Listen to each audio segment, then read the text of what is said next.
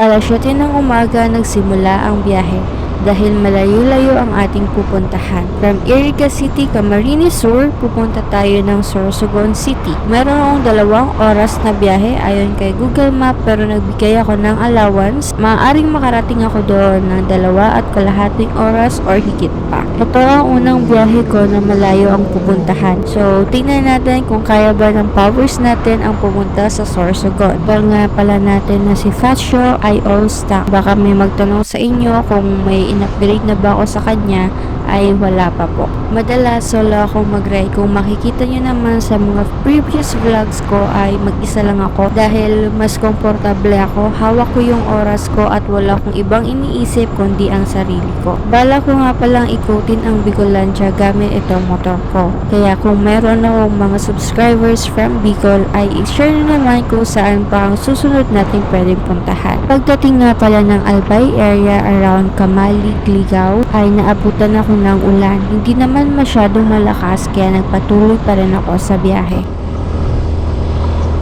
So, may alternate route dito si Google Map. And ngayon lang ako nakadaan dito sa lugar na to. So, check din natin. Kasi I think siguro mas mabilis to. Saka hindi to highway. So, at least walang traffic and walang mga malalaking truck.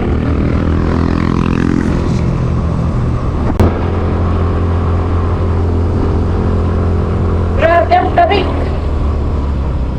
Hindi mo makita makakasalubong eh.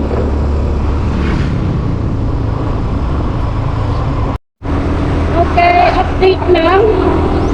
Nandito na tayo sa may Pilar, Sorsogon.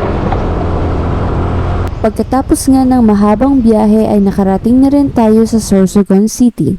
Nagpicture lang saglit at bumiyahe na din dahil medyo malayo pa yung pupuntahan natin. Habang bumabiyahe ay na-amaze talaga ako sa mga nakikita kong tanawin. Ang daming mga puno at makikita mo rin yung bundok while on the way. At kung makikita nyo naman talaga itong dinadaanan natin ay sobrang ganda.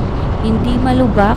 Kung meron man ay merong sign na medyo malubak daw ang daanan. So, kailangan natin magdahan-dahan. So, andito na tayo. Padahan natin yung Sorsogon Capital.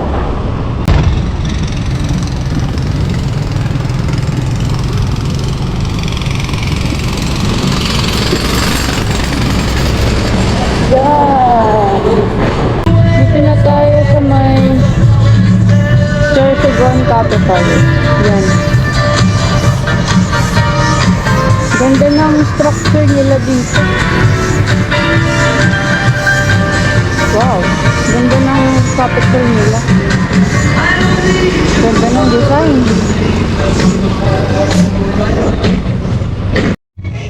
So, hello Wanderers! Andito na tayo ngayon sa may Sorsogon Capital. So, ganda pala dito. Maganda yung capital nila. Maganda yung structure. Puting-puti. Tapos, basta iba yung structure nila kaysa sa ibang mga capital. So, yan. Yan. Dito na tayo sa may capital. Sa likod ng Capitol ay nandoon ang Museo Sorsogon. So, balis na tayo sa Sorsogon Capital. Papunta naman tayo doon sa may Sorsogon Sports Complex. Nandito na tayo sa may Sorsogon Complex.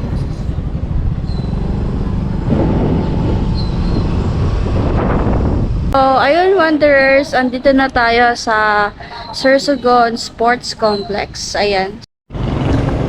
So, andito na tayo sa may itong Buhatan River Cruise. Dito din nakapin yung Buhatan River Adventure. Yan. Pero mukhang sarado. Yan. Mukhang matagal nang sarado. Tapos siguro yung ilog na parang sasakyan ng bangka ay eto. Yan. Siguro yan yung ilog. Tara na. Sarado na pala yan. Saka hindi din maganda yung ilog, maliit lang. Sa picture kasi parang malaki yung ilog. Puntahan natin yung lighthouse.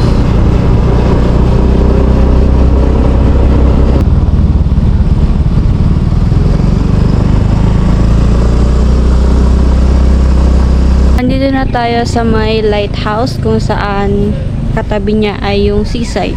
Yan. Dito sa harap ko. So, bukas naman siya. Mukhang may tao sa loob pero hindi na tayo doon aakyat. Yan na lang. Sa labas lang tayo. Makita lang natin kung ano yung view dito. Okay, so nakita na natin yung spot para makita natin yung itong sign na to na pinuntahan natin. Hindi nyo mabasa sa GoPro. Ito. Yan. Rompiola, Sorsogon City.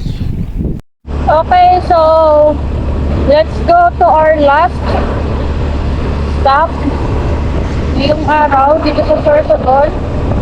Doon sa may Pipita Park. Yun na yung last natin. Tapos, uwi na tayo. Aga tayong makaka-uwi ngayon. I think much better yun kasi ayoko rin naman gabihin sa daan. Ito ng view dito. Woohoo! Woo! So, andito na tayo ngayon sa may Pipita Park. Ito yung view niya is dagat na. And then, ito naman.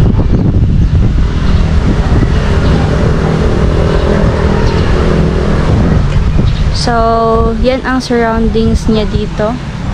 Mahangin, presko. Sarap tumambay. Ito muna ako magstay. Siguro 30 minutes, 15 to 30 minutes. Tapos, balik na ako ng Iriga City.